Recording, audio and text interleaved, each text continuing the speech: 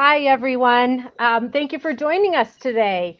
We are here today. I'm Jill Vitale Awesome, the President and CEO at Christian Living Communities. And we are here today.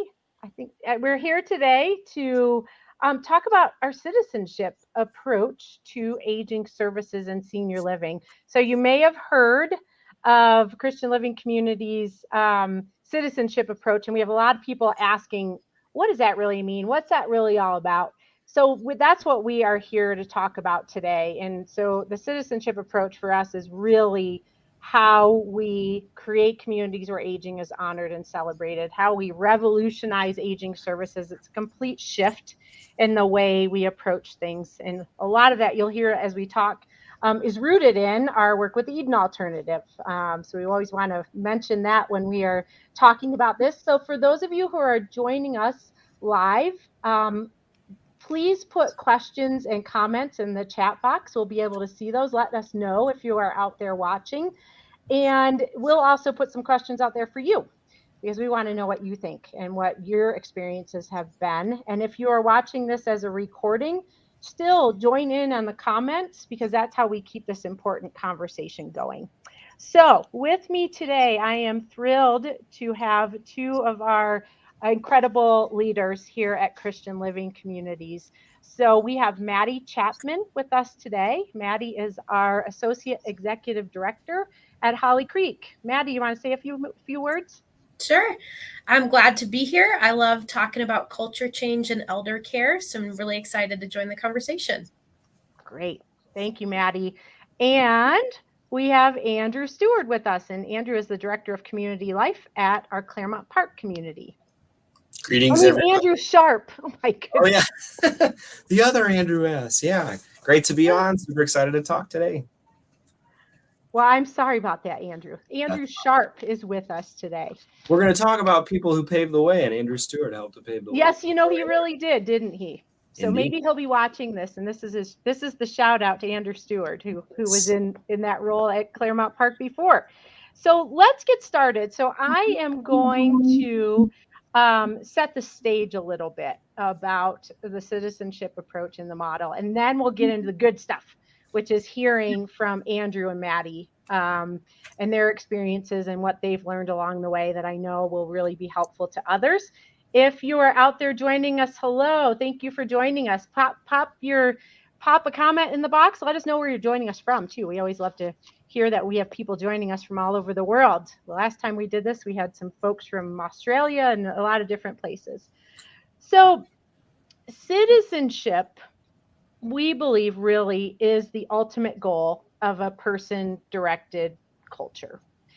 And so if some of you have probably seen this graphic before, and this was created years ago by culture change experts and thought leaders many years ago, back in 2005, and the Pioneer Network has really been instrumental in sharing this model. And up until 2021, there were four different steps or four different areas in that transition. And so what it always, the provider directed on the left is kind of the old way of doing things, right? Where it's not really about the elders. It's not really about the team members. It's about what makes the most sense for the community or the organization, the facility. This is where we might use the F word because that was back when places really were facilities. And elders really had to just accommodate things and staff members as well. Then you kind of move along the continuum, and then you have a staff-centered way of doing things, which is really team members are really still in charge, but they're asking residents more about what they think or saying, I think this is what the elders would want, so we should do it that way.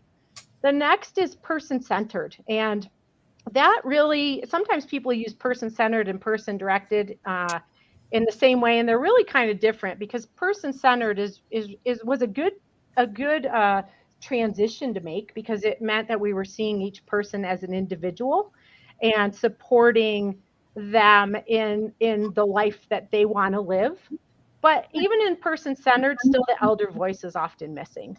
And person-directed until 2021, person-directed was really what we all were striving for. And that is where if I'm an elder in a community or receiving care and support, I make decisions about my own life and people honor that. And so I am in control of my own life.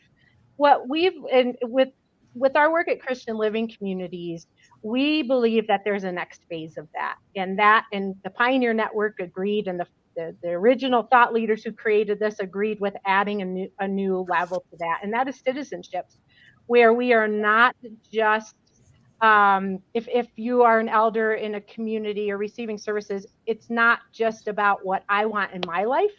It's having responsibility to others. It's having a shared role in decision making and really creating a true community. And that's what we're going to be talking about today: is how do we move forward to that level. And so, Andrew and Maddie, I'm curious to hear your thoughts on that. Like, and when we ask other people, when we've done these trainings and talked about this, we ask people where they are on that continuum. I'm curious to hear your thoughts. And is it a static thing, like once you reach this level, this is where you stay, or what are your thoughts on that? Yeah, I'll go first. I think there are some days where I feel like Claremont Park is firmly in the citizenship piece of the continuum, and super exciting time, and there's just things are rolling really well. And then I feel like it is impossible for us to be there all the time, and there are going to be moments where and certain situations and certain folks that we partner with where there are new barriers and new challenges to face in going from even provider directed staff centered, person kind of continuing to move it along the way. So we're never there. It is a journey that we're always on. Absolutely. Thank you, Andrew. Maddie? Yeah, I think at Holly Creek, we're pretty new to the journey, and that's really exciting. So it's very fluid. And I think that, a lot of times when we're really clicking along, it feels really good and we got a lot of good feedback. There's a lot of excitement. You can feel it.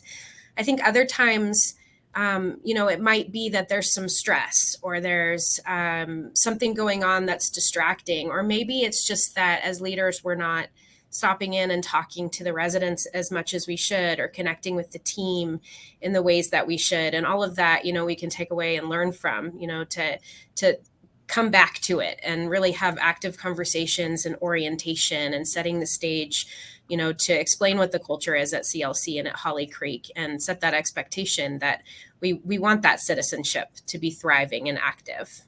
And when it is, then there's accountability. Like if we go off track, like COVID pushed organizations off track, right? And pushed us a little further to the left on that continuum. And what I love about our communities is that I remember, elders living in some of our communities are like, it's time to get back on track. Like we've got to reinvigorate this journey. And so, yeah, when it's really strong, it's always a journey, like Andrew said, but it's a lot of people holding you accountable, which is a really good thing. So that's awesome. So we do have some people doing. Hi, Sue Ellen from Charlottesville, and Amy Dorr, our board chair. Thank you for being here. And Maple from Claremont Park is a resident at Claremont Park. And then I don't know if I'm saying your name right, Asadbek from London. We are not going to be talking about the law today, but we would love to have you stay with us anyway. So thank you all for joining us. If you're just joining, please put in the comment box and tell us who you are and where you're from. We're thrilled to have you all here with us. So this is really what we're, and hi Anna from Boston. This is really, this shift is really a transformation in how we think about aging and how we think about aging services. And it's really about, if you think about the traditional way of thinking about elderhood, and as we get older, there's this thought that when we get older, we have nothing left to give back.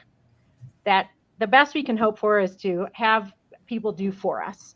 And that has really led to kind of this cruise ship or resorts, heavy customer service model, that's really about doing for me. It's all focused on me and what I need. And oftentimes it's very focused on services and luxury.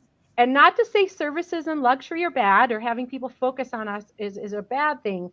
But, it's just like when we go on vacations or stay in a hotel, you generally get to the point where you're like, I want to get home and get back to my life, because that's really not a life, for too long. And so what we're really talking about in contrast is creating communities. And a lot of us in senior living call our places communities, but to be a real community, it's about doing for and with others. I might need services and support, but that doesn't mean I don't have an active role to play in making my community stronger and better. There's a focus on we, us, me, together. How do we make this community stronger and better? And really focused on purpose-filled living and making a contribution. And again, that doesn't mean you don't have great service and dining services and things like that. It just means that that is a piece of the puzzle. It is not everything. And actually, as Maddie and Andrew know very well, all the research that is out there shows that we need a life with purpose, right? And we need true belonging, and we need to have roles to play. The Blue Zones research, everything that's out there, there's not been one study. So if anybody finds it, I want you to send it to us. There's not been one study that says to live a long and healthy life, you should live a life of leisure and have everybody do everything for you. I've never seen it. So this makes a lot of sense. It's evidence-based, and it's really focused on growing community. So, Andrew, Maddie, let's talk about this. So I think all of us have worked in both of these models, right? And so what's some feedback? What's some information that you'd want to share on that? For me, purpose is where it's at, right? When we lose that sense of purpose, we lose the why we get up in the morning, the why we want to go to dinner and to show up for things in our life. And, what a sad existence. And unfortunately, I've experienced, working in some places where it's very just institutional and all about the tasks and all about the medication, and it losing sight of what's important to each individual. Gaining that back is such an empowering thing, and watching that shift, and people that, having conversations with elders about what they want to do and why, and re-engaging that topic of purpose is such an empowering thing. I had a conversation with somebody yesterday, as a matter of fact, and he was expressing some frustration about having to live in a higher level of living. And the conversation kind of took a turn, and it really came back to purpose. He was struggling to find a sense of purpose in a higher level of living. And we really talked about, how do you find a sense of purpose? What does that look like? How do we accommodate any kind of ability to really plug in and do things that really make sense and mean a lot to us, and shift away from that task-oriented lifestyle? Awesome. Thank you, Maddie. Mm-hmm. Yeah, I love that. I mean, purpose is where it's at. We should patent that, Maddie. But really, I have been in the first community that I worked in. There was such a focus on just filling apartments and making sure that folks were living there. And then after that, it was kind of like, okay, we have to make sure that all of these amenities are like just as good as we can get them. And gosh, I'm not sure what we're going to do if people complain about things, or if there are difficult things that come up, or even if a resident says like, hey, what if we did this, instead of what we're doing right now. There was like a kind of an unspoken sense of dread about like, oh my gosh, how are the residents gonna approach this new thing that we're doing, or if we don't do a great job. And so especially like those kind of town hall discussions where residents came together with leadership stood at the front and said, okay, here's where we're headed and what we're doing. was so much more pressure on, okay, well, how are you going to make that happen? Yeah. As a leader. And I just see I've seen the switch within really my first day at CLC, going to the question of how are you residents going to be contributing? Like, what do you think about this? How do you feel like we can solve this problem that we're having in the community? And how come up with better solutions that way, don't you? Right. How can we make this happen together? And so it's a much better approach, and just smoother all around for expectations wise, and knowing what's possible. Awesome. And so we've got some other people joining us. Natalie works here at CLC. Bethany, out in Virginia, Westminster, Canterbury. Jeff Tucker's here. Sue Ellen Clark. And Abby is an intern at Day Spring Villa, which is another one of our communities. And we're thrilled that you're here with us, Abby.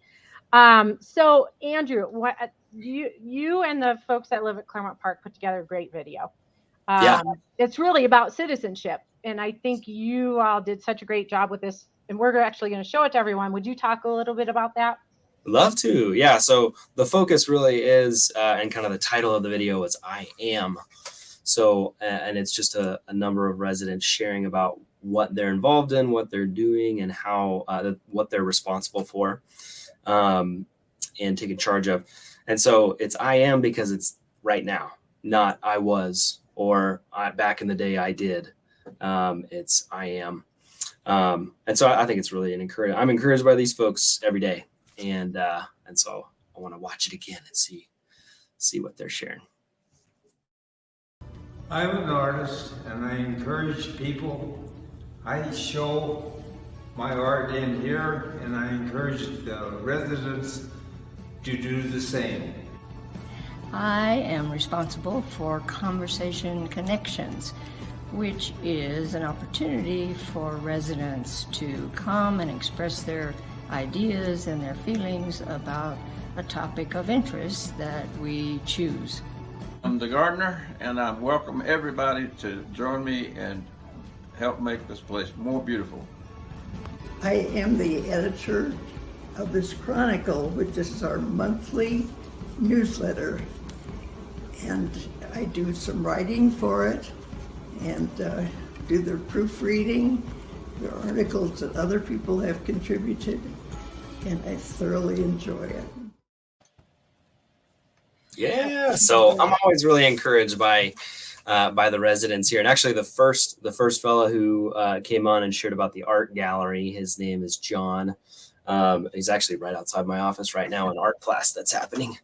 But he came in and had not done a lick of art, and we have a teacher who walked him through some of the basics, and now he's just creating beautiful art, and he's the head of the art committee. We met earlier, or I guess later last week, and with him at the helm, and us supporting. So I think his story is especially encouraging to me. But all of those folks shared, this is what I'm doing now. And it may not have been skills or abilities that I was showcasing prior to moving in, but I have the opportunity to do it. And here's what's happening. So it's always fun to hear from those folks. I think we'll hear from a few more a little bit later on. But I wanted to share just a little bit about what we do to set the stage for citizenship, and this concept of citizenship, and what needs to be in place. And it's a really helpful tool that I found from the Journal of Community Psychology, and I believe Yale has jumped on board with some studies of their own pertaining to this, of the 5 R's of citizenship, which I guess I'll first say that the citizenship definition from Yale that I really like is a sense of belonging to one's community and society that is validated by others. So you can validate it yourself. You can know it in your own bones that you're a citizen. But if you don't have some structure around you to support and validate that, it's hard to see that thrive. So rights are part of that structure. So like We have resident rights, of course, and then rights as citizens of the United States or wherever your community is, that need to be upheld. Responsibilities as well. So when we look at what ways that when people move into communities, sometimes they think, oh, I get to give up my responsibilities and not, I can just sit back and relax. But that is lending towards that idea of living a life of leisure, which is further away from that purposeful life. So responsibilities tie really closely into that. And they have to be given sometimes as well. Roles.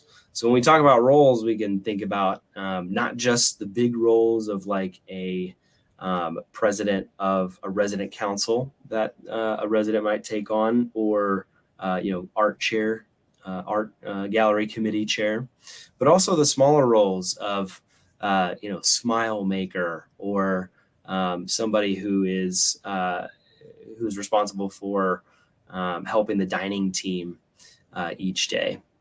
Resources as well. So sometimes there's time, money, and training that need to be given in order for citizenship to thrive, and that's given to residents and team.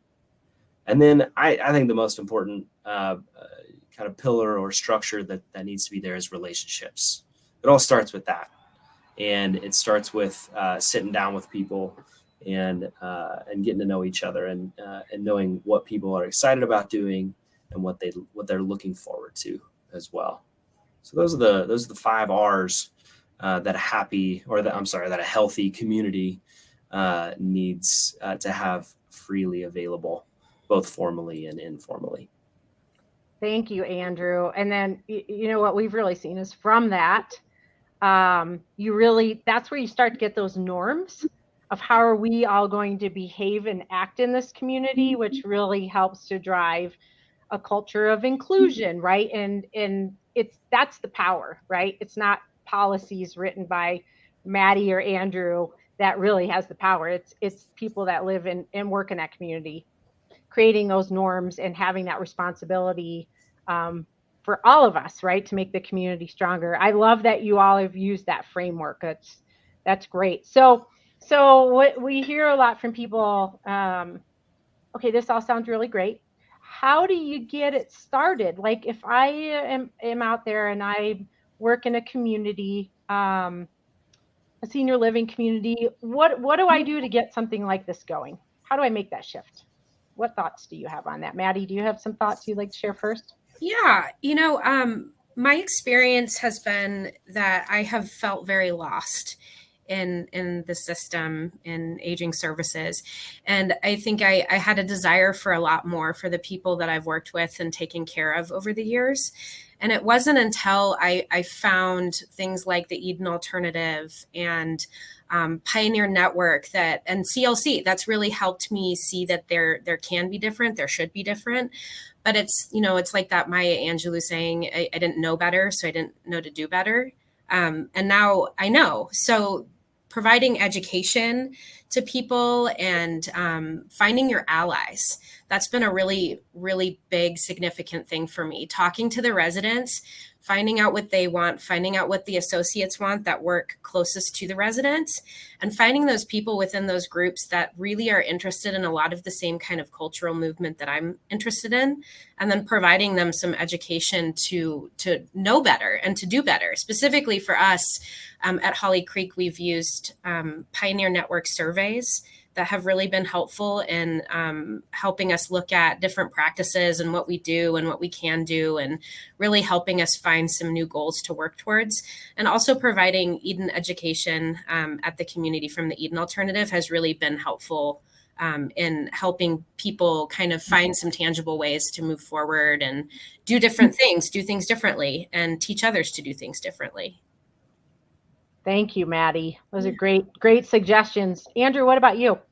Yeah, I love that. And really, we talked earlier about it being a journey and being something that's ongoing. When I took this position at Claremont Park, there were residents who approached me and said, "Hey, this is how we need to do things."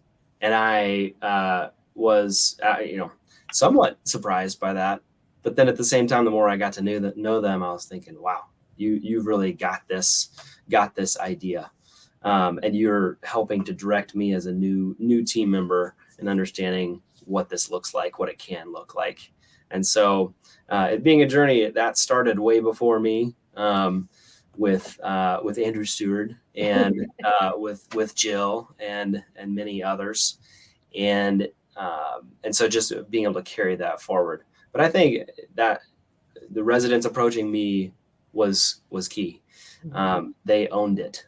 Yeah. And that's really what it comes down to me. So when we welcome new residents into our communities, and they've been in for at least a few weeks, I like to approach people with the question of what's something that you're bringing to the community.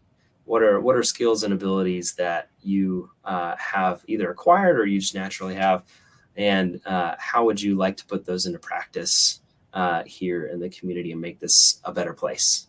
And it's quite surprising in some ways, but not in others, of how many people take me up on that and kind of take on that challenge and say, yeah, oh, wow, okay, you want me to contribute here.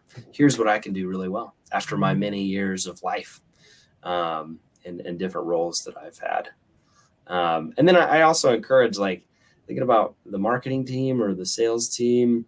That's a great place to start that conversation too, of, hey, just want you to know if you're moving in here, you have the opportunity and somewhat expectation to jump in and contribute. How are you going to do that? And I want to do a little shout out, right? One of a goal, right, is anybody that comes in contact with Christian living communities has a different view of aging because of that, right? And so our marketing team, who are behind the scenes in our studio today, Laura and Robin and the team, they actually created an ad campaign that was very focused on dispelling those myths of when we get older, we have nothing left to give. And it's called the Bring It campaign, all about what we can continue to bring to our community to make it stronger, better. And they won an award for it this year. But yeah, I mean, it starts in the beginning, right? Rather than just focusing so much on here's all the things we'll do for you, as what gifts and passions might you bring to this community to make it better. And you might surprise people, right, the first time you ask them that, because we don't get asked that question when we reach a certain age. But once you get people thinking about it, that's where the magic happens, right? And we have another video to show that. Right.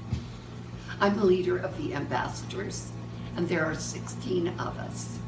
And we provide hospitality and welcoming to new residents and help them familiarize themselves in the community at Claremont Park. Hi, I work customer service at the Windmill Boutique for our residents and guests. And I do the purchasing and inventory and displays in the boutique. I'm a person who brings smiles and love to this community, and I just think it's a wonderful place for us to be. And thank you very much for listening to me. I've been associated with the CLC since it started out years and years ago. I called bingo in the nursing home for 20 years, and now here in the present situation, I work in the grab and go shop, do inventory and pricing, and restock the shelves each day as needed. I am a volunteer concierge. I fill in for. I have to answer the phone. I forgot what I'm supposed to say. I am a volunteer concierge. I cover lunches and breaks, and I do this because it gives purpose to my life. And I've done these kinds of things all my life, and it gives me joy. I'm a researcher and a lover of ideas in the aging field, and I share that with my community. Hello. I take care of the garden care.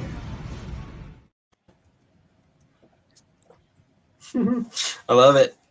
So yeah, those are a few more residents from all levels of living sharing about how they're contributing, who they are, and what they do here within the community. And there's a few folks who they carried forward some of the things that they were doing prior to moving in, and some of those skills and abilities, and others were gaining some new ones.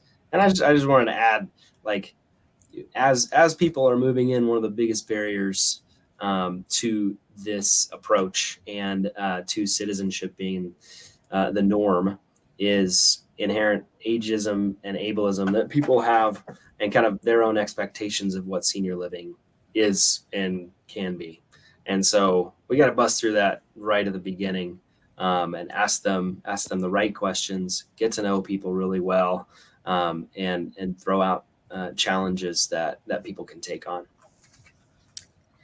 I think too, what stands out to me quite a bit is, this is my first experience in a life plan community working at Holly Creek. And what that means is that people that live here, they live in every level of living, and it's all in one building. So the volunteerism is out of control here. I mean, it is so cool. And watching people in independent living come over and visit people in memory support or in assisted living or in skilled nursing, and maintaining friendships. And then watching, people just throughout the lifespan engaging in hobbies that they enjoy and finding ways to give back no matter what. It might be that we sit and we help people with different abilities find ways to continue to contribute and do things that they enjoy. And that might be that, for example, at the end of the month, I'm working with an assisted living elder who is passion is making blueberry rhubarb jam. And that's what we're going to do. And we're going to gift that to her friends and to new residents. And that's just one example of many things I've seen. It's, people contributing to charity and fundraising. And, this is skilled nursing, long-term care. They're really finding ways to contribute and continue to do hobbies and continue to live a life of purpose that gives them joy. And as care partners, all of us involved in that gives us joy and keeps us coming back to work and wanting to be engaged in what they're engaged with. It's really important. That is, I love that example, Maddie. And it's about the residents, but it's also engaging team members, right? In what role, other than what my job description says my job is, what can I contribute to this community? And family members too, right? And volunteers, and we're all in this together, and we all are citizens. So any other examples of team member engagement as citizens in our communities? I know there's a bunch. Go for it, Andrew. Yeah, well, I mean, there's a team member, a longtime team member, who stopped in the middle of her day, and the rest of her team made that a possibility for her to stop in the middle of the day and essentially volunteer her time to teach sign language, and which is challenging, great for our brains. And if we're looking at benefits to all of us, learning a new language is excellent. So she was offering that here to residents and team, and has done that for like a long time now, probably 5 to 7 years. And she actually just formally retired and is still continuing with the class, and as well as some other offerings that she's doing. So she's got a lot to offer, and has that sense of ownership as well of the community and what she can bring. I also think of family members quite a bit. There's been so many family members I've come in contact with that are so impacted by the culture. I think of a family member at Sommer and Glen, who's another community for Christian living communities. And this woman, her father lived in all levels of living, and the impact that had on her was great. She really bonded with the other residents and the other associates, and she continued on as a volunteer for many years after her father had passed away, and wanted to come in on her spare time to form relationships and to help others achieve goals that they have, reading mail and writing mail and going outside and doing things that filled up their cup, and that filled up her cup too. Really found a lot of purpose for her as well as a family member. Yeah, and you know what's interesting? That continuum we showed with the staff directed all the way to provider directed all the way to citizenship. We've had different events where we've had people, leaders from the organization, from all the communities in the room, and we say, line up on the wall based on where your community is on this continuum. And as everybody lined up, it was really interesting to see that the further you were to the right, the further you had moved along from person-centered, person-directed, all the way to citizenship. Andrew, Maddie, guess who had the best team member retention rates in the organization? Right? The culture matters. It matters so much, and it's such a huge focus right now and a huge need with we're facing a shortage of people. And so what you all are describing here is having meaningful purpose and true belonging, and it's really being part of a community, and that keeps people with us. And your two communities have some of the lowest turnover I've seen. I think Claremont Park is at like 26% turnover, and Holly Creek's at like 29%. That is, I know we want to have zero, but it is compared to 70% and up. That's an average around the country. It's incredible, and it shows how much this matters. Right. It's that sense of ownership that that both residents and team members can have on making this happen. And I have a fun story about kind of in Eden, their helplessness is one of the plagues, and the antidote to that is the opportunity to give and receive care. And so there was a care partner, a team member who was working towards citizenship in the U.S. and a resident who spent hours and hours and hours with him, prepping him for the exam. And because apparently it's not a walk in the park, and his English is very good, and his approach to an understanding of the culture is great, but he just needed some time. And so she had that opportunity to give him training, and he received it. So that opportunity to give and receive is just amazing thing. He passed. He's a citizen. No surprise there. And that was a celebration for the whole community, knowing the relationship that they had together. And I just think that's a really special story. It's an awesome story. Oh, it really is. And I want to, so Claudia is here from Sommer and Glen. Hi, Claudia. And, Don Backstrom's here too. Executive Director from Claremont Park, Juliana Young. Anna Hall said it's inspiring to hear that senior living is implementing purpose, not just talking about it. So thank you both. It is happening. And I want to talk about, and then there was a question here that's a pretty big question that we need to see at the end. If that's something we can even tackle here, that would probably need its whole new show about why do people leave their parents and then they have to live in senior living and get that support, which is I think a big global question, but we'll see if we can tackle that at the end a little bit, maybe. But that might be, if anybody else has answers to that question, please put them in the chat box, because it kind of goes beyond the scope of what we're talking about here today. But if anybody has thoughts on it, let's share those. So what are some formal and informal ways to build citizenship? Because it takes both, right? What do you think, Maddie? Yeah, I'm thinking about volunteerism again.